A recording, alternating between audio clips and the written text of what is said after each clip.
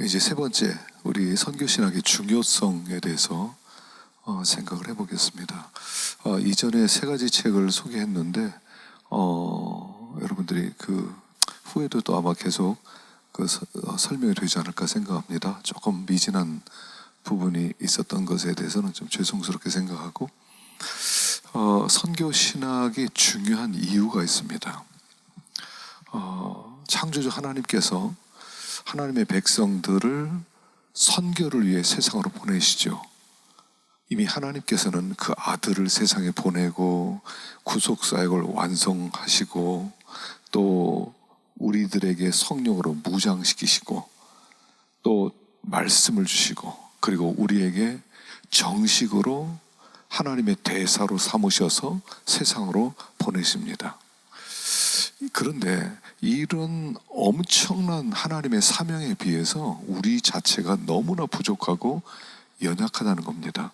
그럼에도 이 사명은 피할 수가 없다는 거예요. 우리가 하나님의 복음에 대해서 피하고 싶은 생각들이 있지만 그러나 피할 수 없는 그런 중압감, 그런 부담감을 우리는 갖게 된다는 겁니다. 그래서 선교 신학이란 우리가 하나님으로부터 보내심을 받았다는 사실을 분명히 깨닫게 하고 또 확신을 갖게 해주는 그런 역할을 하죠. 특별히 기독교 선교에 대해서는 지금 양대 극과 극의 의견이 있죠. 또 일부 그리스도인은 선교가 교회 최고의 사명이다. 그래서 열정과 헌신으로 사역을 하는 그런 그룹의 사람이 있는가 하면 또 다른 그리스도인들은 선교에 대해서 굉장히 부정적으로 생각하고 도리어 세계 평화를 위협하는 것으로 보기도 하고요.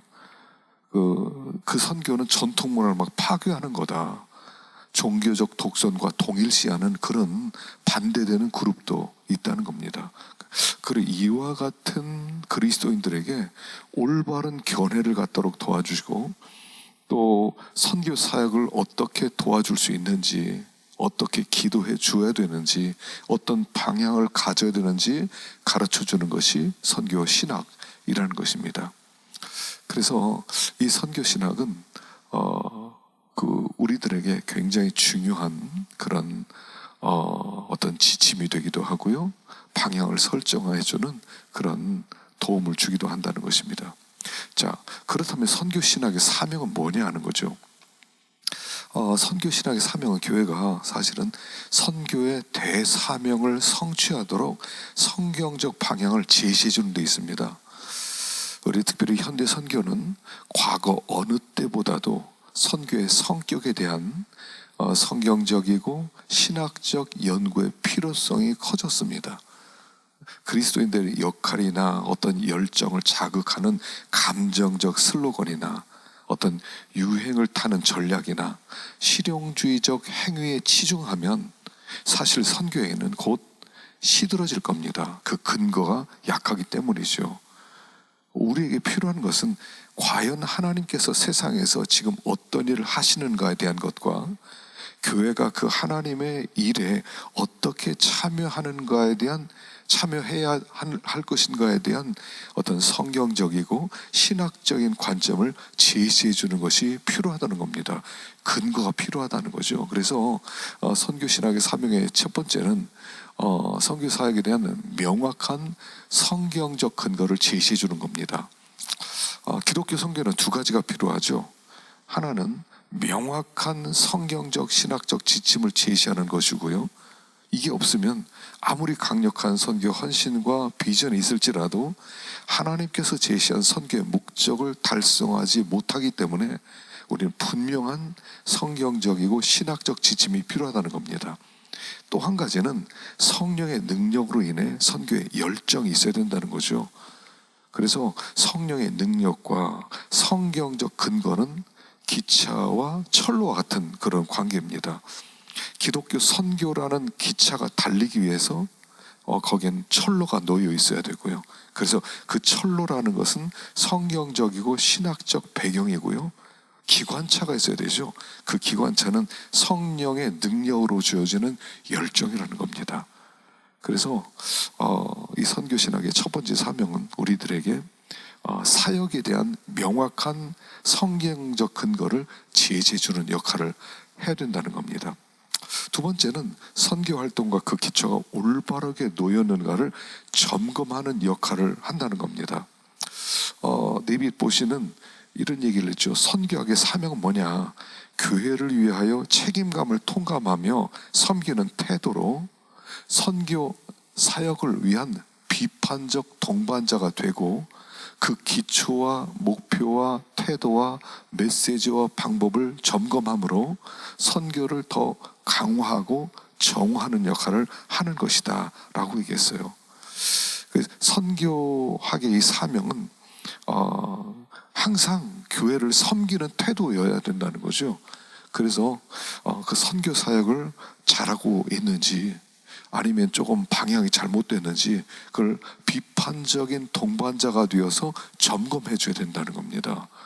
그냥 내버려 두고 점검이 없다면 잘못된 방향으로 계속 갈 수가 있다는 거죠.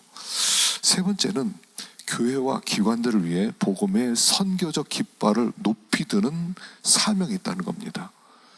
다시 말하면 선교신학은요, 교회 선교 사명을 지속적으로 상기시켜주고 선교 사역에 대해서 성경적 방향을 계속 제시해 주는 겁니다. 교회가 안일한 자리에 머물지 못하도록 항상 온 세상을 눈앞에 두게 만들고 사명을 지속적으로 기억하게 하셔서 복음이 교회 안에만 머물러 있지 못하도록 자극을 주고 도전을 해야 된다는 거예요. 왜냐하면 교회들은요, 또 아니면 어떤 이 신학 교육기관들은 때때로 내부의 일, 자기를 위한 섬김, 여기에 치중하다 보면, 그러면 우리가 마땅히 해야 될 그 일이 위축된다는 거예요. 그래서 선교신학은 아주 고집스러울 정도로 세상을 향한 하나님의 목적을 지속적으로 제시해 줘야 된다는 겁니다.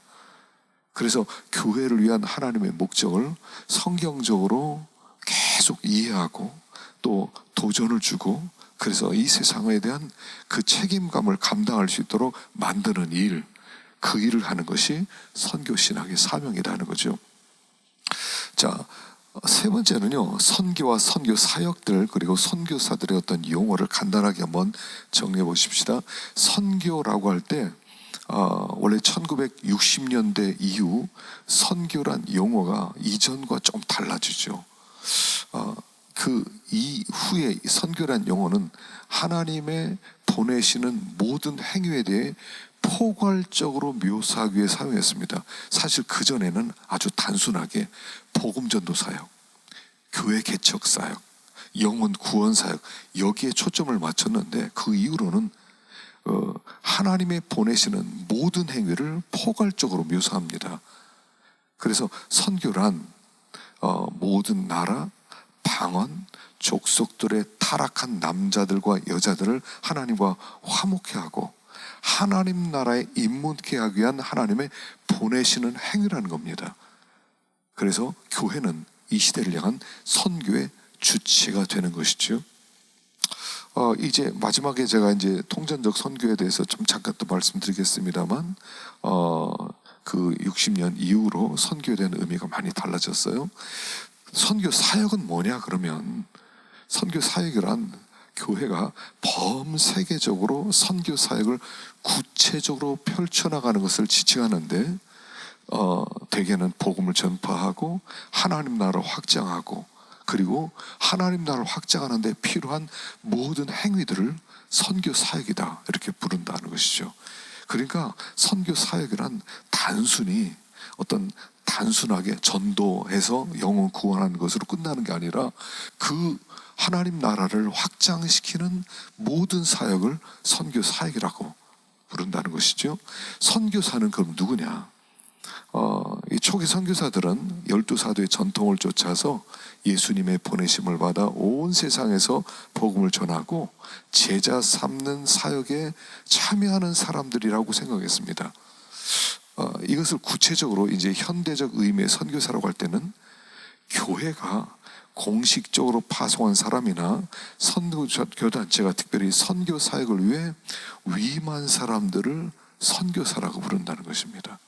그래서 우리가 선교사라고 할 때 과거처럼 협의적으로 꼭 그 어떤 외국의 문화권 다른 그런 3세계 들어가는 사람만 선교사라고 하는 것이 아니라 어떤 문화권이 다른 곳으로 나가서 특별히 하나님 나라를 확장시키는 일에 쓰는 모든 사람들을 선교사다라고 부른다는 것입니다.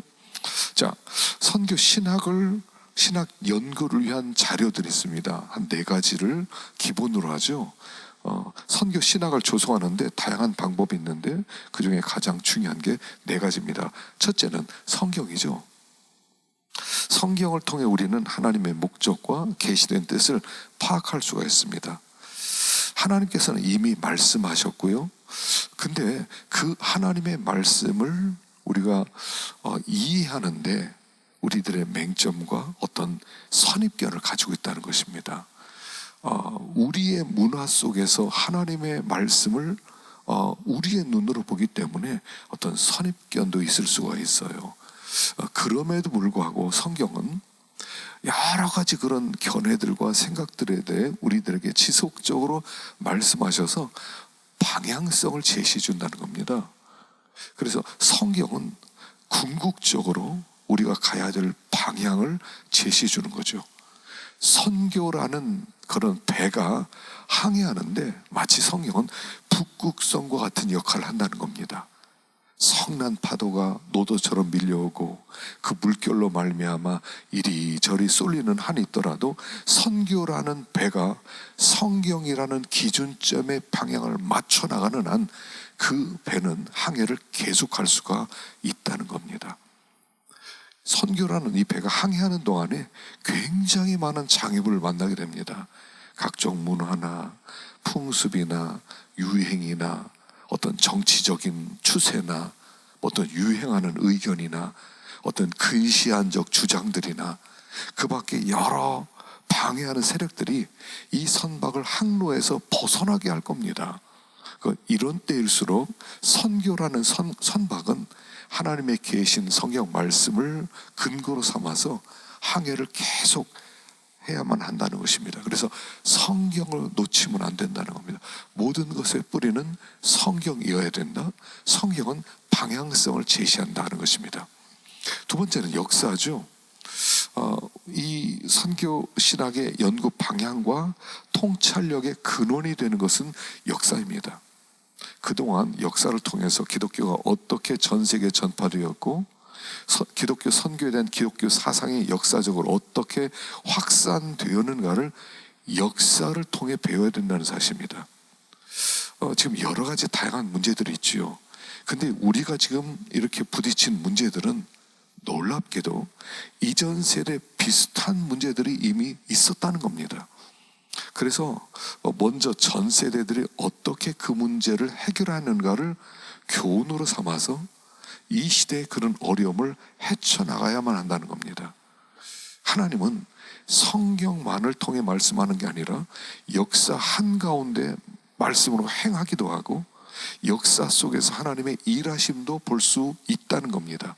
그래서 역사를 통해 하나님의 일하심을 발견해야 되는데 우리가 그것을 맹목적으로만 그냥 이렇게 생각하면 그리고 어떤 교훈을 받지 못한다면 그러면 우리는 통찰력 있는 새로운 시각을 가질 수 없다는 겁니다.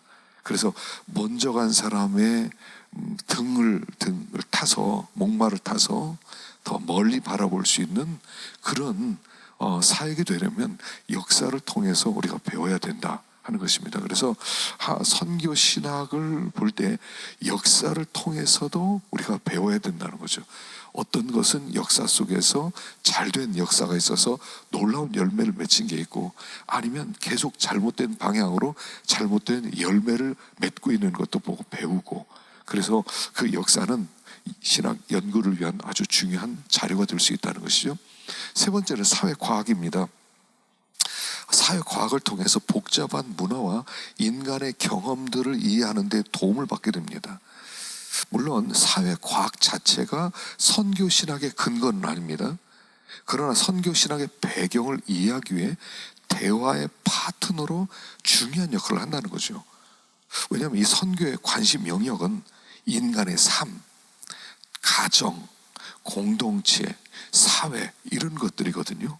그러니까 이 사회 과학을 통해서 이미 알려진 그런 인간의 삶이라든가 가정이나 공동체, 사회를 더 우리가 깊이 알 수가 있다는 거예요. 물론 우리가 조심해야 될 게 있습니다. 예를 들어서 인문학 같은 거죠. 여러분, 인문학과 인본주의는 다른 겁니다. 어떤 분은 인문학 그러면 굉장히 아주 알레르기 반응을 보이는 분이 있는데, 여러분, 인문학이라는 게 뭡니까? 이 사회과학의 한 분야죠. 그러니까 인문학을 통해서 수많은 문사철, 문학과 역사와 철학 속에 인간은 누구냐, 사회가 어떻게 발전되느냐, 이 사회 속에 있는 세계관은 어떤 것들이냐, 이것들을 펼쳐놓은 것이 문학이고 역사고 철학이거든요. 그러니까 이 인문학을 통해서 우리들이 배울 수가 있는 거예요. 인간은 어떤 존재냐, 인간은 어떤 존재냐를 가르쳐주는 게 문학이에요. 그 수많은 어떤 고전적인 그런 소설이라든가 그런 고전적인 책들을 보면 거기에 인간의 문제점들, 인간의 갈등들, 인간의 고민들이 고스란히 적나라하게 다 나타나고 있다는 것이죠. 그럼 그 속에서 우리는 여러 가지 많은 것들을 배울 수가 있어요. 근데 물론 조심해야 될 것은 그 사회과학적 이론이 성경적 가르침을 약화시키지 않도록 주의해야 된다는 겁니다. 우리가 인문학적 서적을 보기도 하고 거기서 도전을 받기도 하지만 그게 주가 돼서는 아니죠. 그것을 통해서 우리는 사회를 더 잘 이해하고 인간을 더 잘 이해하고 공동체를 이해하고 그리고 나서 하나님의 뜻을 어떻게 펼쳐낼 수 있을 것인가를 생각하는 거지, 인문학에서 제시하는 방법론들을 우리가 마치 해답인 것처럼 정답인 것처럼 받아들이면 그러면 주객이 전도되는 거죠. 그래서 이 사회과학적 이론들을 우리가 연구의 그 자료로는 삼을 수 있지만 그러나 그것이 주가 되어서는 안 된다는 겁니다. 자, 네 번째는 글로벌 교회 목소리입니다. 세계 교회 목소리를 조심스럽게 경청해야 된다는 거예요. 그동안 선교 신학에 대해서는, 또 신학적 분야에 대해서는 주로 서구 교회 목소리가 높았습니다. 오늘날은 세계 교회 목소리를 들을 수 있게 되었습니다. 이런 어떤 기본적으로 가지고 있는 어떤 선교에 대한 전통적 방식에 도전이 되는 의견들을 종종 찾아볼 수 있어요. 트리니티 조직신학 교수였던 케빈 베누저는 이것을 오순절적 오순절적 사양성이라고 불렀죠. 오순절적인 그런 어떤 의견들이 있다는 겁니다. 다양한 문화적 관점을 가진 진영에서 들리는 목소리들이야말로 어떤 문화적 편협성에서 벗어나게 하고 성경을 보다 정확하게 해석할 수 있게 해준다는 겁니다. 사실 역동적 선교 신학은 복음이 문화와 격렬하게 부딪히면서 그 과정 중에 비판적 성찰이 있을 때 발전했습니다. 그러니까 어떤 비판적 성찰이 없어요. 그냥 한 의견이 계속 주장하도록 받아들이면 발전이 없어요. 그렇기 때문에 지금 아시아, 아프리카, 아메리카에서 일어나는 이런 그런 운동들을 또 주목하고 이를 통해 주제들에 대해 어떻게 정의하였는가를 평가해야 된다는 겁니다.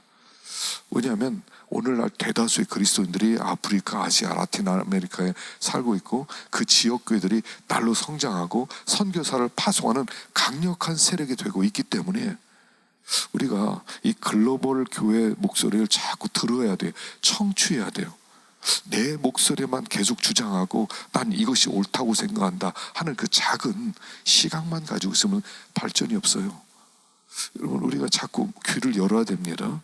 그리고 나서 마치 바울의 선교는 그 수많은 교회를 세우고 그 교회들의 그런 목소리들을 그가 청취하는 가운데 그 목소리들을 그가 해결해 가면서 그의 선교 신학이 만들어졌거든요.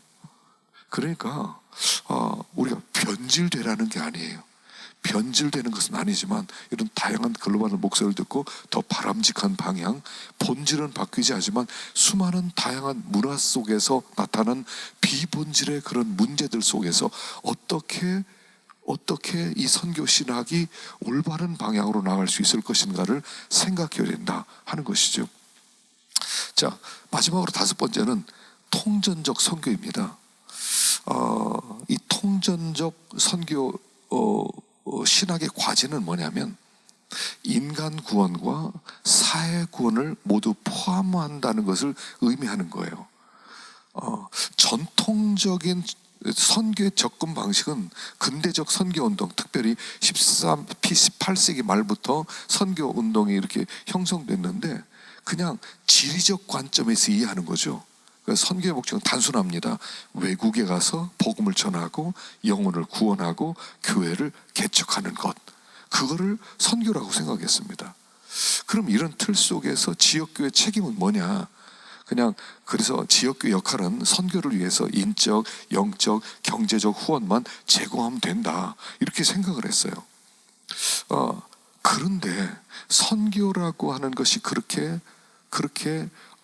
아주 좁은 의미, 협의의 의미의 선교가 전부냐? 하나님의 계획이 교회 세워서 영혼 구원하고 그들이 교회 나와서 신앙생활하고 그리고 나서 천국 가는 거냐? 거기에 대한 굉장한 도전들이 있었죠. 그래서 이 통전적 선교라는 것은 전통적 선교와 다르다는 것을 첫째는 의미하는 것이고요. 그리고 통전적이라고 하는 것은 홀리스틱이죠. 전반에 걸쳐서. 그래서 뭐냐면 교회의 목적은 뭐냐면 영혼만 구원하는 게 아니라는 거예요. 인간의 삶의 모든 측면, 개인적 차원, 공동체적 차원, 이 사회적 변화, 그래서 하나님 나라의 가치관을 성육화시키는 것, 바로 이게 선교라는 거예요. 교회 안에서만 우리끼리 사랑하고 우리끼리 순종하고 우리끼리 찬양하고 우리끼리 천국 가는 게 아니라 그 예수님이 우리 삶 가운데 오셨을 때 예수님은 어떻게 오셨어요? 문화 속으로 들어오셨어요. 이 문화 속으로 들어오셔서 주님은 나와 똑같은 세상을 살아가셨어요. 그게 성육신이잖아요. 성육신은 그분이 이 세상에 오셔서 우리와 똑같이 살았다는 것입니다. 그러면 그 삶은, 예수님의 삶은 이 회당 안에, 성전 안에서의 삶이 아니었다는 거예요. 그분의 생애는 사회 속으로 나가서 하나님 되심을 선포하고 하나님의 말씀을 순종하는, 삶의 영역 속에서 하나님의 말씀을 순종하는 그런 특별한 삶을 살았다는 것입니다. 바로 그게 통전적 선교라는 거예요. 영혼만 구원하고 예수 믿으면 구원받는다, 예수 믿었냐? 됐다, 너 천국 갔다, 교회 나서 예배나 드리라, 전도나 해라, 그런 게 아니라 이제부터 너의 삶의 전 영역 속에 예수 그리스도를 주인으로 삼아 그 예수 그리스도의 주인 되심이 온 땅 가운데 나타나고 하나님 나라의 가치관이 너의 삶 속에 드러나게 만들어라. 이게 하나님의 계획이었다는 것이죠. 그 아시시의 프랜시스는 그 수도원에서 이제 자기의 수도사들을 사회로 전도하러 보낼 때 그렇게 보냈다고 하지 않습니까? 그 제자들을 보내면서 너희들이 사용할 수 있는 가진 모든 것을 통해 복음을 선포해라. 그리고 정말로 필요할 때는 말을 사용해라. 이렇게 얘기했다는 거예요. 그러니까 복음의 선포란 뭐냐면 성령의 감동을 받은 우리가 행하는 모든 것이 포함된다는 거예요. 그래서 그 구원 받았다는 것은 선교적 생활 방식과 분리할 수 없다는 것, 바로 이게 그 통전적 선교라는 겁니다. 그래서 삶의 모든 영역에서 하나님의 말씀을 순종해드리고 거기에서 하나님의 십계명이 나타나게 만들고, 그때 하나님 앞에 온전히 그 하나님의 그 영광스러움과 그 하나님의 거룩하심과 하나님의 순결하심이 드러나도록 만드는 거, 그러니까 예수를 믿고 그가 변화되고 삶 속에 들어가서 그 가정이 변화되고 사회가 변화되는 이 모든 것들을 포함해서 통전적 선교다라고 말한다는 겁니다. 그러니까 통전적 선교는 복음을 말로만 전하지 말고 말과 행동으로 삶의 전 영역에서 하나님의 하나님 되심이 나타나도록 만들어라. 바로 이게 통전적 선교죠. 그래서 이제 우리가 이전에 사실 영혼 구원에만 초점 맞추고 이 사회 우리 마땅히 가져야 될 그리스도인의 책임 그걸 감당하지 못하고 이렇게 살아갔을 때 티모시 스미스라는 사람은 Great Reversal이라는 말을 썼어요. Great Reversal. 원래 복음은 예수님이 이 땅에 오셔서 우리 영혼을 구원할 뿐 아니라 가난한 자에게 복음을 증거하고 이렇게 아픈 사람들을 돌보아주고 갇힌 자들을 이렇게 먹을 것도 갖다 주고 목마른 자에게 물을 주고 이 모든 삶의 모든 영역의 변화를 우리 주님은 말씀하셨는데 언제부턴가 전도만 하면 된다. 영혼만 구원만 하면 된다. 천국 가면 된다. 그래서 복음의 원래적 의미가 바뀐 것을 그레이트 리버설이라고 불렀어요. 큰 역전이 일어났다는 거예요. 원래 성경이 아닌데 예수를 믿는 사람은 많은데 왜 사회는 안 변해야 돼요?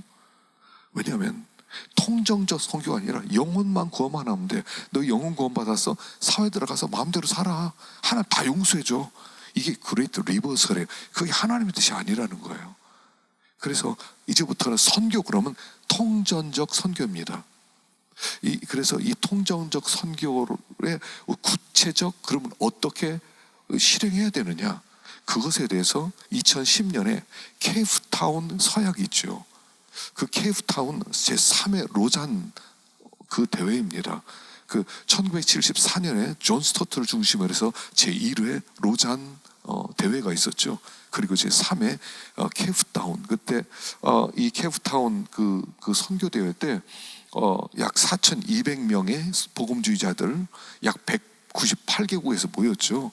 그래서 2010년 10월 16일부터 25일까지 케이프타운에서 세계 복음화 대회를 열었습니다. 그때 신학위원회 위원장이 누구였냐면 크리스토퍼 라이트였습니다. 하나님의 선교를 쓴 크리스토퍼 라이트가 신학위원장이 되면서 케이프타운 서약을 그가 만들었죠. 거기에 그 서약은 크게 두 부로 나눠져 있습니다. 첫째는 성경의 기본적 교리, 우리가 믿는 성경적 확신이 뭐냐 하는 복음주의 교리에 대해서 그 2부에서는 그러면 그에 따른 행동 요령은 어떤 것이냐 두 부분으로 나눠져 있어요. 그러니까 이제까지 어떤 면에서 우리는 교리에만 너무 치우쳤어요. 그 교리가 삶으로 나타나지 못했다는 것입니다. 통전적 선교란 한마디로 얘기해서 바로 이런 겁니다. 영혼을 구원할 뿐 아니라 영혼이 구원받은 그 사람이 예수님을 주인으로 영접한 후에 그 주님의 다스림을 받아 그 말씀을 몸으로 살아내므로 세상을 변화시키는 사람이 되는 것, 바로 이게 통전적 선교입니다. 앞으로 선교 그러면 어떤 전통적 선교로서 그냥 영혼 구원하는 거, 그러니까 이건 선교의 발전이 아니라 선교의 후퇴가 되는 퇴보가 일어났었던 거죠. 이제부터는 이 통전적 선교 가는 곳마다 하나님의 하나님 되심을 나타나게 하는 삶의 모든 영역 속에 하나님의 가치가 드러나는 이 사역을 하는 것이 통전적 선교다 하는 것입니다. 그래서 앞으로는 선교 그러면 통전적 선교다, 그런 이해를 가질 수 있기를 바랍니다. 오늘 여기까지 하겠습니다. 수고하셨습니다.